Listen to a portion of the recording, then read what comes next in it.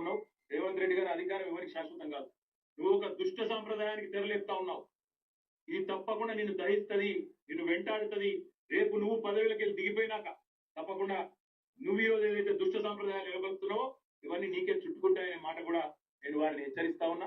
తప్పకుండా ఈ 10 మంది మీద వేటు వేయాల్సిందే. అదే విధంగా కౌశిక్ రెడ్డి గారి ఇంటి దాకా గూండాలను తీసుకొచ్చిన పోలీసులు ఎవరైతున్నారో వాళ్ళని కూడా వదిలిపెట్టాం.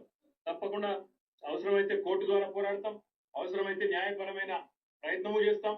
డీజీపీ గారు కనుక స్పందించి ఇక్కడ ఏసీపీ సిఐ ఎవరైతే దగ్గర ఉండి మరి గూండాలను తీసుకొచ్చి గేటెడ్ కమ్యూనిటీ లోపలికి తీసుకొచ్చి చాలా చిన్నోడవు. నేను మా దగ్గర మా భాషలో చెప్పాలంటే హైదరాబాద్ లో మీకు ఇప్పటికే స్పీకర్ దగ్గర పిటిషన్లు ఉన్నాయి 10. స్పీకర్ గారు కూడా తెలుసాల ఇవన్నీ కాదు, ఇవేమీ లేదు. మేము రైతు రుణమాఫీ మీద అడిగితే, లేదా వరద బాధితుల తరఫున ప్రశ్నిస్తే, లేదా రైతు బంధు ఎప్పుడేస్తామని అడిగితే